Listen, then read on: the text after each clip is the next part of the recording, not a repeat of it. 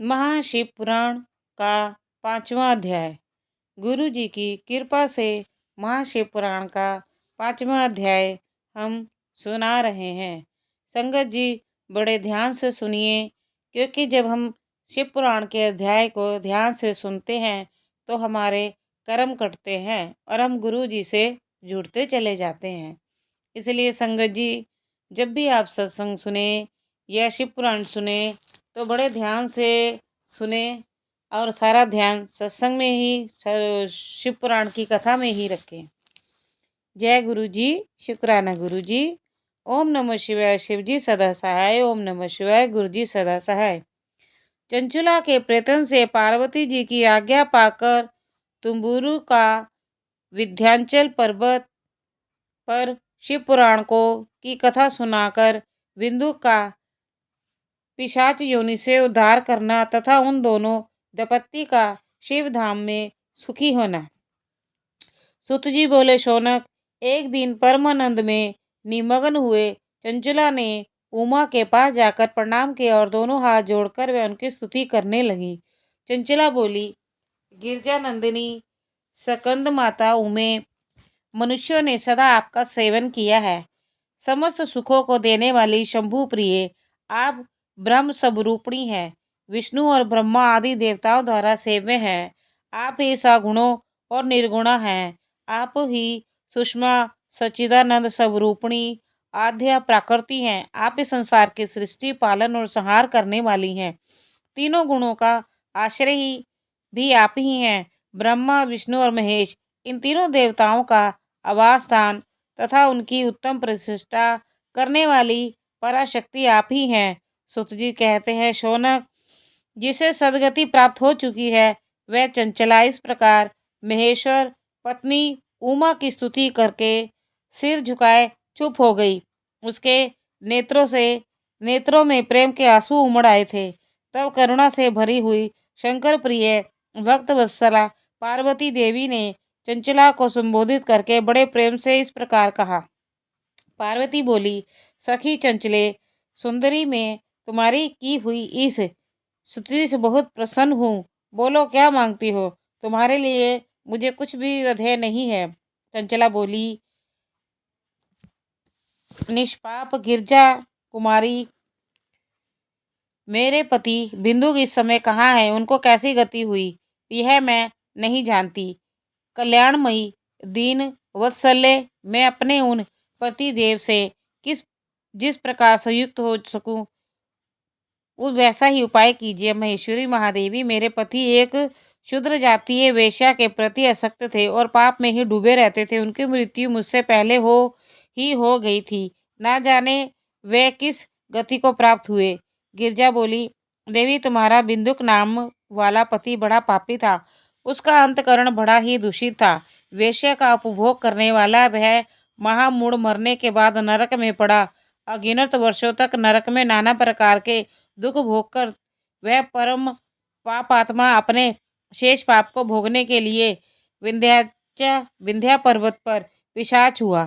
उस समय में पिशाच अवस्था में ही है और नाना प्रकार के कलेश उठा रहा है। वह दुष्ट वही वायु पीकर रहता है, सदा सब प्रकार के कष्ट सहता है। सुत जी कहते हैं, शौनक, गौरी देवी की यह बात सुनकर उत्तम व्रत का पालन करने वाली चंचला उस समय पति के महान दुख से दुखी हो गई। फिर मन को स्थिर करके वह ब्राह्मण पत्नी ने व्यथित हृदय से महेश्वरी को प्रणाम करके पुनः पूछा।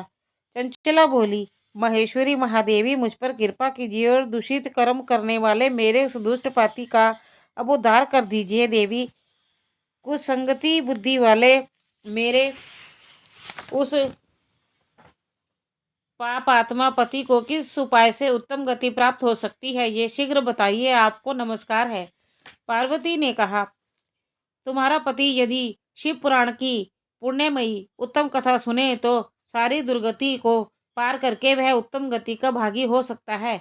अमृत के समान मधुर अक्षरों से युक्त गौरी देवी का यह वचन आदर पूर्वक सुनकर चंचला ने हाथ जोड़कर मस्तक झुकाकर उन्हें बारंबार प्रणाम किया और अपने पति के समस्त पापों की शुद्धि तथा उत्तम गति की प्राप्ति के लिए पार्वती देवी से वह प्रार्थना की कि मेरे पति को शिव पुराण सुनाने की व्यवस्था होनी चाहिए।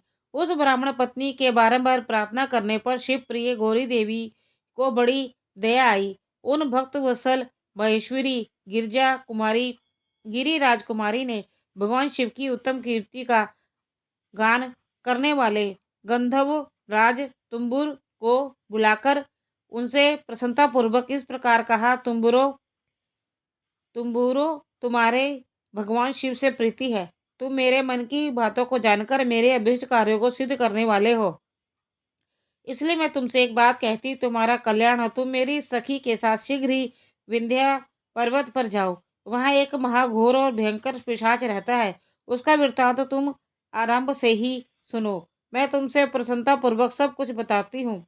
पूर्व जन्म में वह पिशाच बिंदुक नामक ब्राह्मण था। मेरी सखी चंचला का पति था, परंतु वह दुष्ट वेश्यागामी हो गया। स्नान संध्या आदि नित्य कर्म को छोड़कर अपवित्र रहने लगा। क्रोध के कारण उसकी बुद्धि पर मूढ़ता छा गई। वह कर्तव्य का विवेक नहीं कर पाता था। अभक्ष्य भक्षण, सज्जनों से द्वेष और दूषित वस्तुओं का दान लेना, यही उसका स्वाभाविक कर्म बन गया था। वह अस्त्र शस्त्र लेकर हिंसा करता, बाएं हाथ से खाता, दीनों को सताता और क्रूरतापूर्वक पराये घरों में आग लगा देता था। चंडाल से प्रेम करता और प्रतिदिन वेश्या के संपर्क में रहता था। बड़ा दुष्ट था वह पापी। अपनी पत्नी का परित्याग करके दुष्टों के संगम से ही आनंद मानता था। वह मृत्यु पर्यंत दुराचार में ही फंसा रहा। फिर अंतकाल आने पर उसकी मृत्यु हो गई। वह पापियों के भोग स्थान और यमपुर में गया। वहां बहुत से नरकों का उपभोग करके वह दुष्टात्मा जीव इस समय विंध्या पर्वत पर पिशाच बना हुआ है। वहां वह दुष्ट पिशाच अपने पापों का फल भोग रहा है। तुम उसके आगे यत्न पूर्वक शिव पुराण की इस दिव्य कथा का प्रवचन करो, जो परम पुण्यमयी तथा समस्त पापों का नाश करने वाली है। शिव पुराण की कथा का श्रवण सबसे उत्कृष्ट पुण्य कर्म है। उससे उसका हृदय शीघ्र ही समस्त पापों से शुद्ध हो जाएगा। वह प्रेत योनि का परित्याग कर देगा। उस दुर्गति से मुक्त होने पर बिंदुक नामक पिशाच मेरी आज्ञा से विमान पर बिठाकर तुम भगवान शिव के समीप ले आओ। सुत जी कहते हैं, शानिक महेश्वरी उमा के इस प्रकार आदेश देने पर गंधर्व राज तुम्बुरु मन ही मन बड़े प्रसन्न हुए। उन्होंने अपने भाग्य की सराहना की कि तत्पश्चात उस पिशाच की सती साध्वी पत्नी चंचला के साथ विमान पर बैठकर नारद के प्रिय मित्र तुम्बुरु वेग पूर्वक विंध्याचल पर्वत पर गए। वहां वह पिशाच रहता था। वहां उन्होंने उस पिशाच को देखा। उसका शरीर विशाल था, ठोड़ी बहुत बड़ी थी। वह कभी हंसता, कभी रोता, कभी उछलता था। उसकी आकृति बड़ी विकराल थी। भगवान शिव की उत्तम कीर्ति का गान करने वाले महाबली तुम्बुरु ने उस अत्यंत भयंकर पिशाच को पाशों द्वारा बांध लिया। तदंतर तंबुरु ने शिव पुराण की कथा वाचने का निश्चय करके महा उत्सव युक्त स्थान और मंडप आदि की रचना की।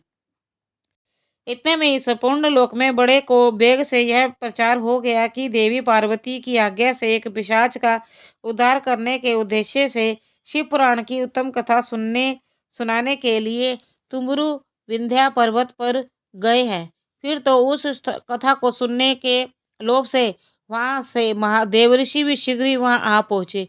आदर पूर्वक शिव पुराण सुनने के लिए आए हुए लोगों का उस पर्वत पर बड़ा अद्भुत और कल्याणकारी समाज जुट गया। फिर तुम्बुरु ने उस पिशाच की पाशों से बांधकर आसन पर बिठाया और हाथ में वीणा लेकर गौरी पार्वती की कथा का गाना आरंभ किया।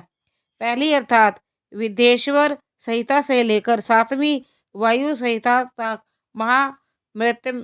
महात्म्य सहित शिव पुराण की कथा का उन्होंने स्पष्ट वर्णन किया।